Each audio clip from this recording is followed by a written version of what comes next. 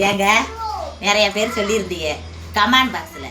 எப்படின்னா ஒரு அக்காலாம் சொல்லியிருந்தாங்க, உன் கழுத்தில் 50 பவனா இல்லையே 50 லட்சம் கிடக்கும் பாருக்கே, உனக்கு அதுக்கு நாங்கள் லைக் பண்ணணும். ரொம்ப கஷ்டப்படுறவங்களுக்கு நாங்கள் லைக் பண்ணுவோம், போ உனக்கு லைக் போட முடியாது. கஷ்டப்படுறவங்கண்டா கஷ்டப்பட்டுக்கிட்டே இருக்கணுமா? கஷ்டப்பட்டு உழைக்கிறது எதுக்கு? நம்ம நல்லபடியாக வாழ்க்கையில் வாழ்கிறதுக்கு. அப்படி கஷ்டப்பட்டு உழைக்கிறவங்க எல்லாருமே கொஞ்சம் கொஞ்சம் அவங்களுக்காக சேர்த்து வச்சுருப்பாங்க. அதை சில பேர் காட்டுவாங்க, சில பேர் காட்ட மாட்டாங்க.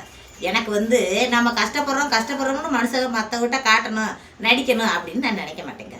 என்றைக்குமே நம்மகிட்ட என்ன இருக்கோ அதுபடி வாழ்ந்துட்டு போயிடணும்னு நான் நினைக்கிறேன். இருக்கிறத வச்சு பெருசான சந்தோஷத்தை அனுபவிக்கிறோம்னு சின்ன விஷயத்தை எடுத்துக்கிட்டு அதை நம்ம பெருசாக நினச்சி நான் திருப்தி அடைஞ்சிக்கிடுவேன்.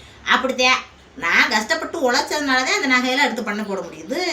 அப்புறம் வீட்டுக்குள்ளே சும்மா உட்காந்துக்கிட்டு நம்ம அடுத்து சாப்பிட திங்க தூங்க அப்படி இருந்துக்கிட்டா பண்ணி போட்டிருக்கேன். இல்லை புருஷன் சம்பாதிச்சிட்டு வரட்டும் நம்மளுக்கு என்ன அப்படின்னு இருந்துக்கிறேன்.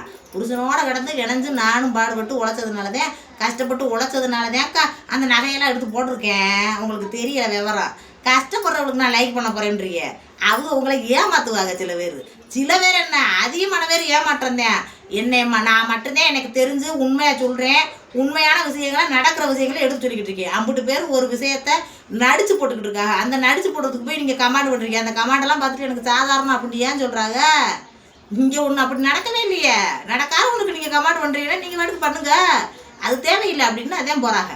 நீங்கள் போடுற கமாண்டை நான் பெருசாக நினச்சி ஏன் எடுத்து பேசுகிறேன்னா இங்கே நடக்குது உண்மையிலேயே.